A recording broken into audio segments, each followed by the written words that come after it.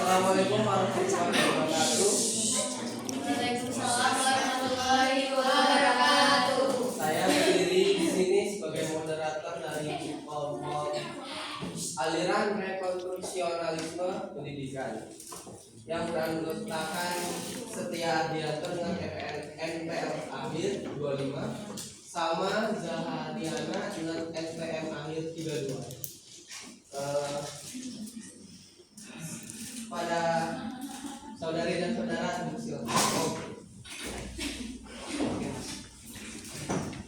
Baik, di sini saya akan menjelaskan pengertian rekonstruksionalisme. Rekonstruksionalisme ini secara harfiah berasal dari bahasa Inggris. Rekonstruk itu berarti membangun, reconstruction itu pembangunan, dan re-arrange itu membangun kembali atau menata kembali. Konsep pendidikan ini atau aliran pendidikan ini muncul dengan ditandainya krisis kebudayaan modern.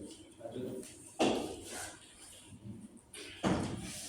Baik, di sini ada 3 tokoh penting dalam aliran ini. Yang pertama adalah Paul Freire. Ini beliau lahir pada tahun 1921. Dia adalah tokoh pendidikan asal Brasil yang terkenal dengan konsep pendidikan pembebasan.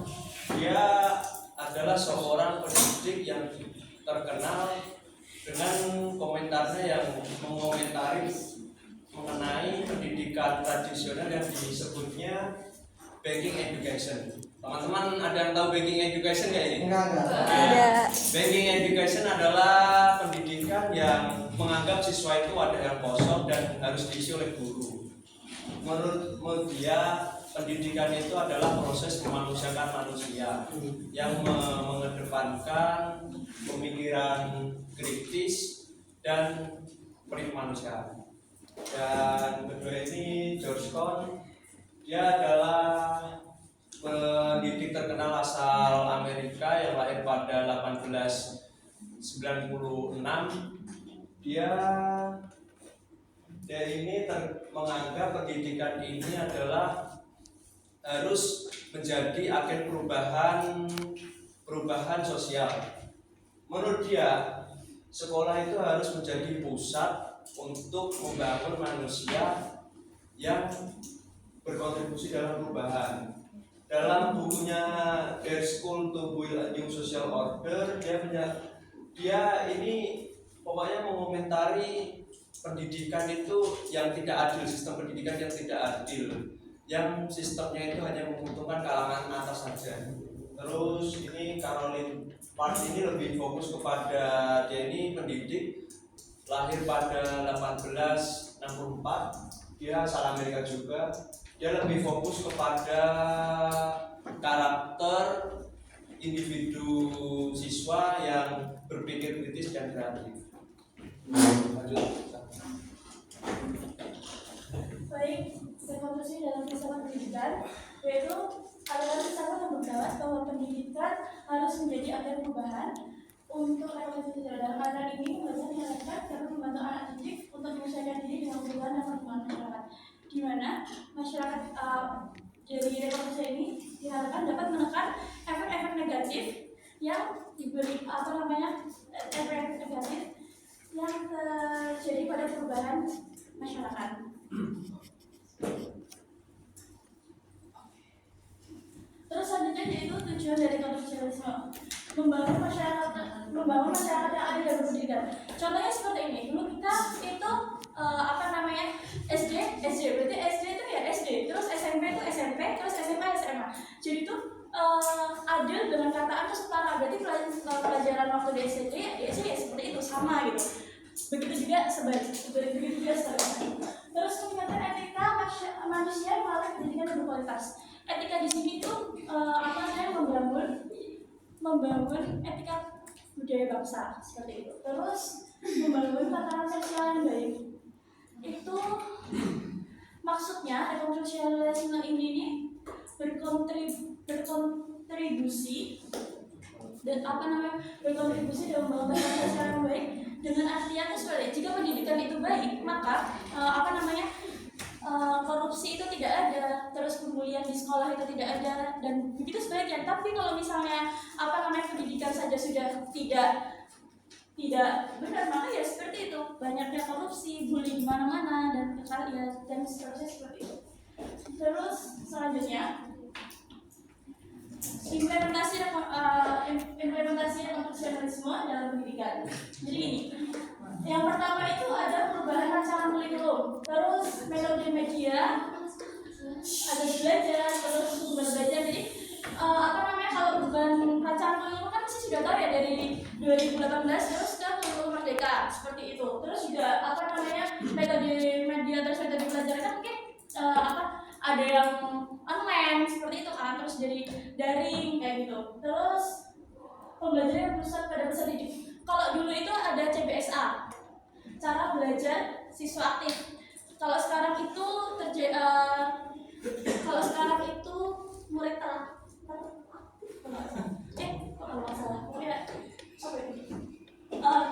murid terpasif seperti itu. Terus yang ketiga, pembelajaran yang bukan proses dogmatif, pembelajaran yang berupa usaha dasar peserta didik untuk membangun pengetahuan, pengalaman dan keterampilan baru.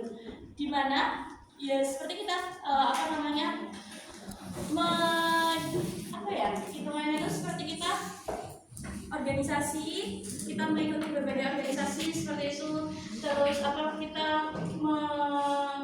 membangun pengalaman lah dari berbagai hal yang telah kita lakukan seperti itu.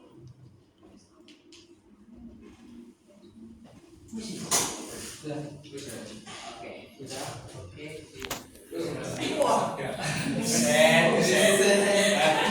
Oke, Nicole dari sisi pertanyaan.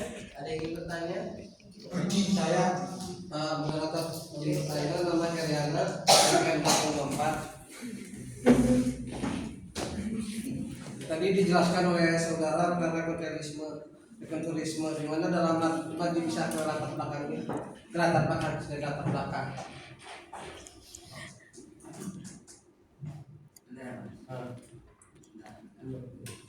Tadi dijelaskan bahwasanya di dalam latar belakang perihal pendidikan kontekstualisme ini adalah proses pembangunan.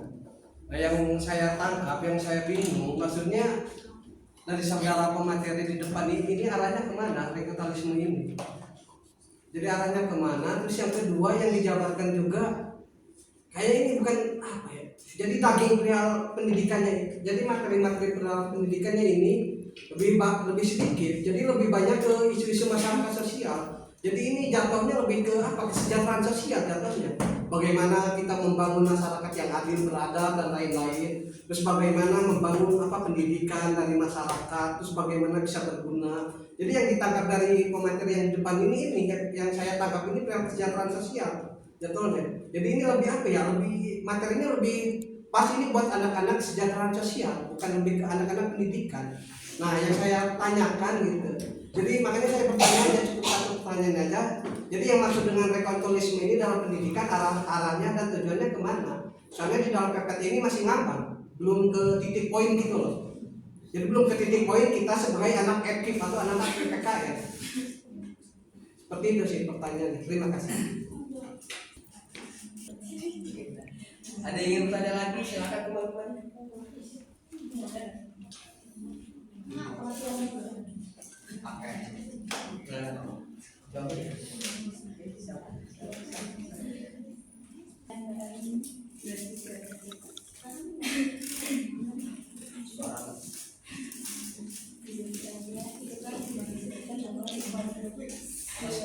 Yang keras mana? Ini merupakan gerakan yang berupaya memodifikasi tatanan lama dengan membangun struktur kehidupan budaya modern. Nah, yang saya tanyakan adalah memodifikasi tatanan lamanya itu yang seperti apa, bagaimana, dan membangun struktur kehidupan budaya modern itu yang bagaimana juga menurut pandangan konstruksionalisme. Jawab saja ya. Di tadi pertanyaan dari Mas Heri dan Mbak Asna ini, saya pikir hampir sama pertanyaannya. Maksud dari Mas Heri, kenapa sih kok saya kayak gini? Ya nggak tahu, masalahnya kami dapatnya ini. Untuk kenapa aliran ini lebih ke individu secara sosial, modifikasi dan sebagainya, itu ya lanjut Mas. Karena ini tadi dari tiga tokoh pemikir ini, mereka ini lebih cenderung berpikir berpikir untuk memodifikasi tatanan lama, pendidikan lama yang itu tidak adil, hanya menguntungkan kalangan atas dan lain-lain lah. Mereka ini lebih berfokus kepada secara berpikir dialog, berpikir kritis dan kreatif, agar masyarakat ini di pendidikan itu adil lah, setara gitu, dan nggak ada kesenjangan di dalam pendidikan itu. Mungkin bisa menjawab Mas. Mungkin ini Oke. aja kalau ada dua kelompok lagi yang mau presentasi. Oke. Jadi saya tidak akan terlalu lama. Mungkin ini aja sih jawaban dari saya. Pertama kita rekomendasi ini. Sebenarnya ini lebih membangun fasilitas sekolah Mas Ardi. Dengan pendidikan Mas Ardi ini.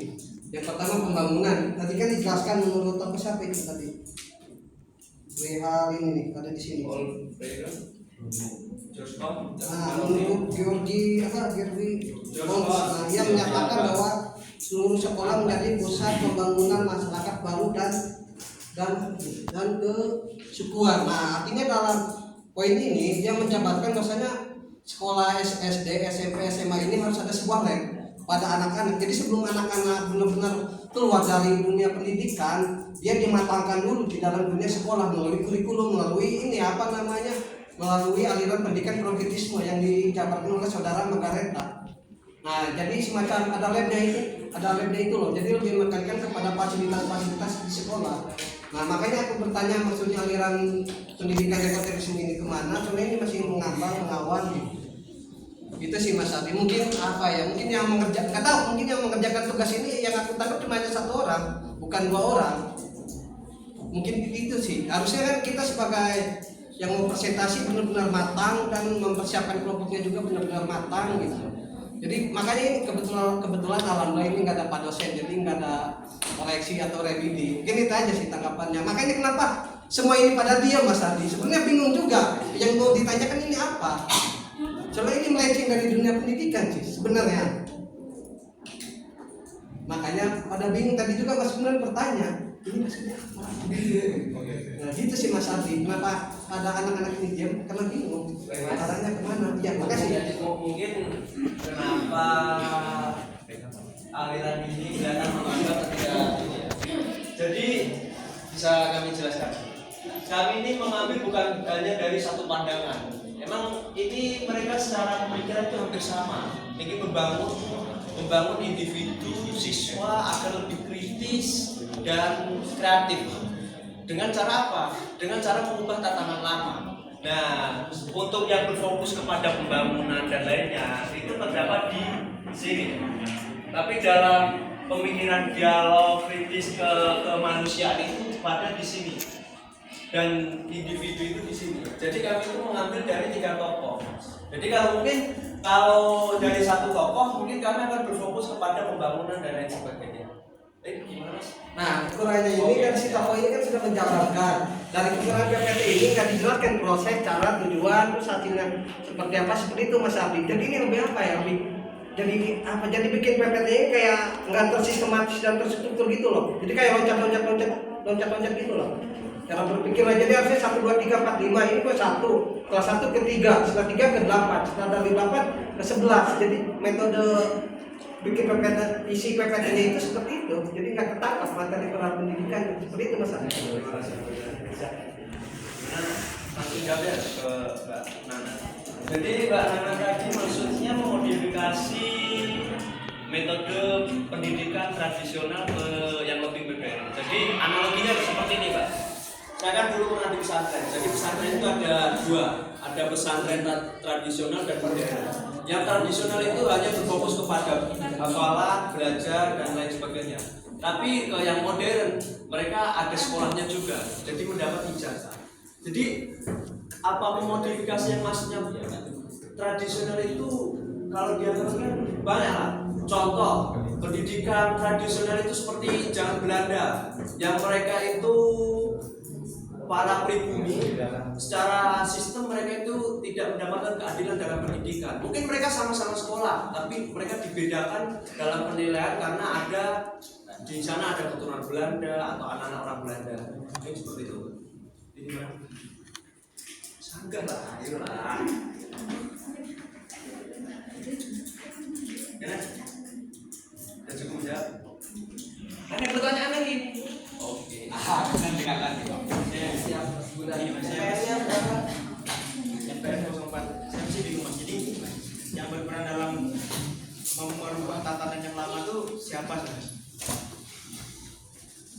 yang Dari mengubah. oh peran mengubah. Ya. Itu kan ini filsafat pendidikan, aliran pendidikan. Kalau misalkan merubah tatanan menjadi pendidikan itu bersifat lebih adil dan merubah ke individunya, berarti itu tugas. Kalau di negara itu berarti Kementerian Pendidikan. Karena Enggak salah. oke bentar.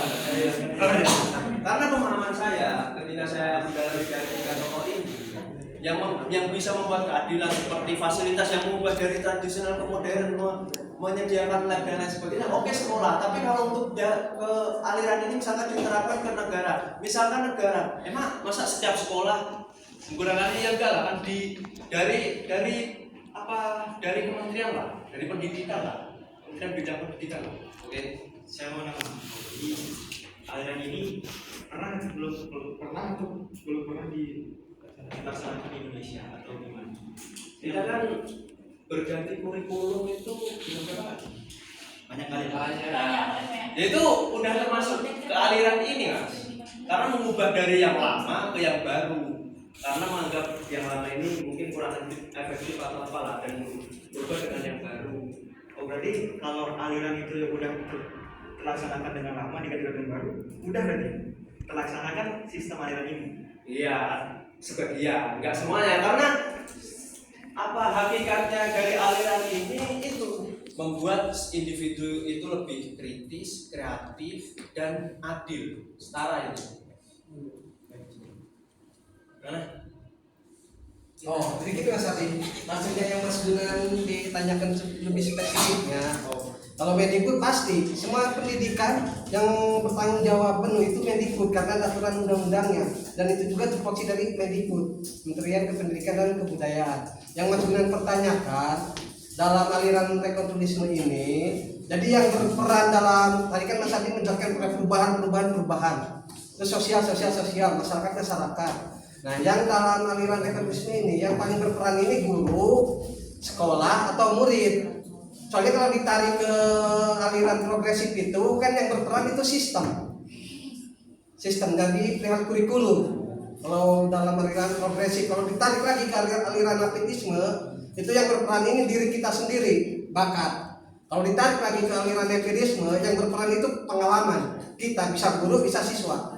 Nah, kalau ditarik lagi ke rekonstruksialisme, masuk ke pertanyaan Mas Gunan, jadi siapa yang paling berperan? Seperti Jadi itu. secara lebih kecilnya lah. Nah, Siapa lebih yang kecil, berperan? lebih mendetail. Lebih berdetailnya kalau menurut pribadi saya, karena saya mendalami dari tiga tokoh ini, yaitu guru. Karena apa? Ketika sistem kelas bisa adil karena apa? Karena guru. Misalkan kita ini jadi guru zolim, kamu Mas Heri ini anaknya anggota dewan, dan si Mbak Cika ini anaknya petani gitu.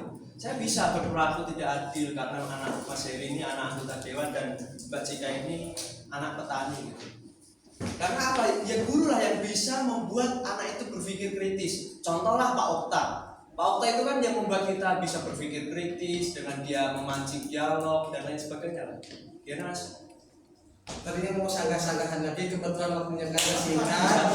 Enggak, kebetulan masih singkat. Untuk ada bapak. Saya juga mumpung lagi happy. Jadi saya nggak bisa. Di sini Oke. tanya. Jadi kata Bung Arti kan kalian berperan di guru. Jadi ada nggak sih tantangan guru dalam untuk mengimplementasikan aliran ini? Banyak. Nah, sebutkan aja. Contoh kan misalkan di aliran ini salah satunya implementasinya tadi kan perubahan kurikulum kan. Nah kalau kurikulum itu berubah, guru pun mendapat tantangan baru karena dia harus belajar dari kurikulum yang lama ke yang baru untuk menyesuaikan diri gitu. Gimana Mas? Kayak dari forum di kelas maksudnya. Yang mengatur kelas untuk adil. Oh, maksudnya di sana.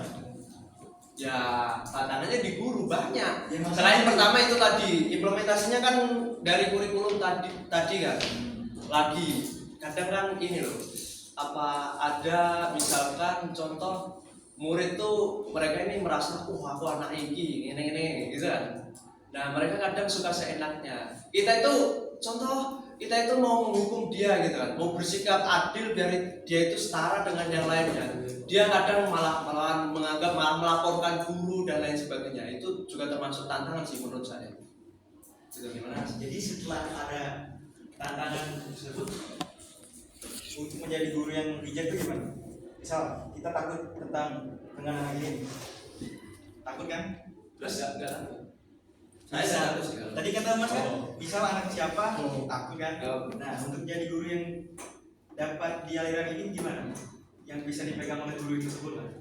Ya, misalkan kamu hukum nih Mas, kamu hukum terus murid itu melawan menganggap dia ini super power lah karena dia anak ini itulah.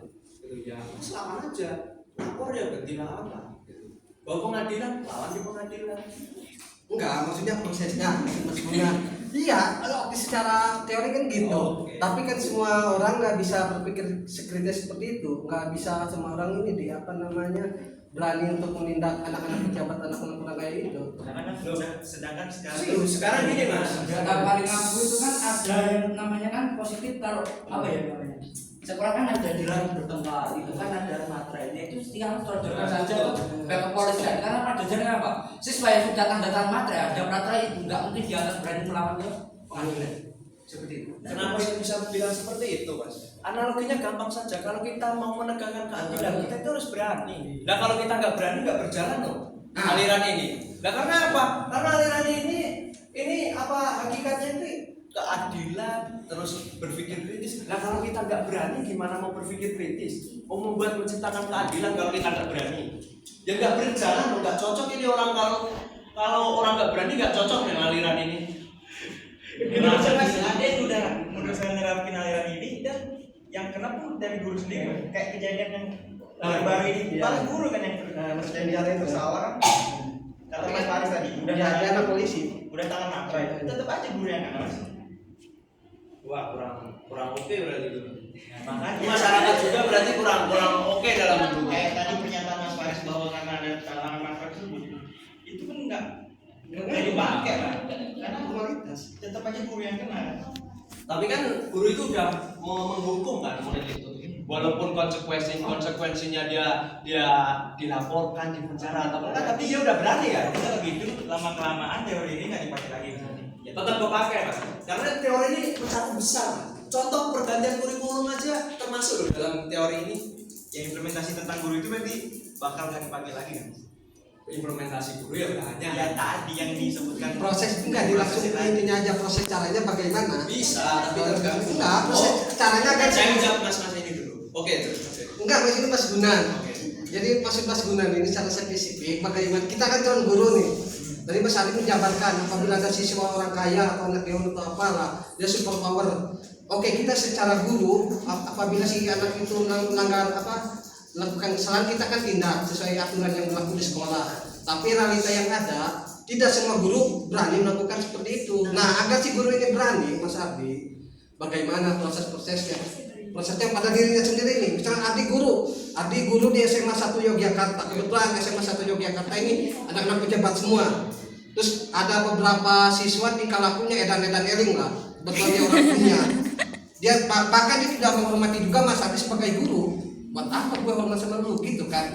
Nah, Mas Ardi harus bagaimana agar Mas Ardi ini berani untuk menindak si siswa tersebut yang selengan gitulah. Sedangkan Mas Ardi ini orang biasa, kebetulan ngajar di SMA yang favorit lah seperti itu. Jadi prosesnya bagaimana membentenginya? Seperti itu Mas Ardi. Nah, ini kan aliran filsafat. Filsafat itu apa sih? Filsafat itu artinya berpikir kritis terhadap pokoknya diri kita. Kalau misalkan si Mas Heri bertanya, biar kita itu lebih berani, misalkan menganggap menangani siswa-siswa yang aura-aura tadi, terus mereka super power. Nah kalau di diri kita ini mau menanamkan kebenaran, keadilan, kesetaraan, kalau kita berani, mau musuhnya siapapun tetap berani kan Mas kalau saya, gitu loh. Nah kalau misalkan mau menerapkan aliran ini, tapi nggak berani, ya buat apa gitu loh. Kalau misalkan tadi Mas Heri menganalogikan saya, kalau menegakkan keadilan di lingkungan seperti itu, walaupun saya bukan siapa-siapa, tapi di dalam kelas itu saya guru, saya berkuasa di situ. Nah kalau mereka enggak ini, ya saya keluarkan semua dari sekolah, gitu loh. Enggak. Mungkin gini, maksud dari Mas Arfi ini mungkin gini. Nah, kalau memang beda lakuin aja gitu kan. Oke, dapat banyak. Udah cukup. Sisi dua. Mati lah. Sebanyak presentasi banyak. Kasihan nih. Setiap Ada lagi. udah cukup kan? Oke.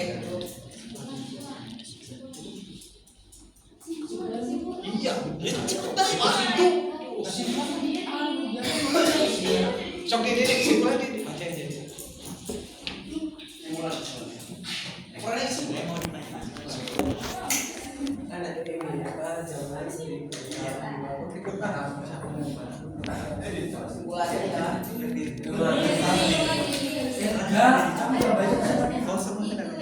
Yang baca kamu jaga tentang kontribusi. Oh, aku sih mau coba kesimpulan. Oke, kesimpulan. Baik, jadi kesimpulannya rekonstruksionalisme ini menawarkan pendekatan yang progresif dan relevan dalam pendidikan dengan tujuan menciptakan individu yang tidak hanya terdidik tetapi juga mampu berkontribusi positif terhadap masyarakat melalui pembelajaran yang berpusat pada siswa. Diharapkan generasi mendatang dapat menjadi agen perubahan yang efektif. Ya, terima kasih dari saya. Oh,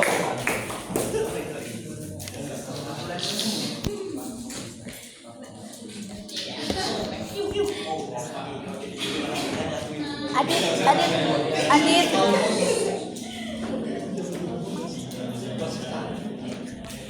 Kesimpulannya adalah ajaran rekonstruksionalisme ini dia lebih pada guru yang membangun siswanya menjadi generasi yang dekat dengan masyarakat. Oke, sekian dari saya.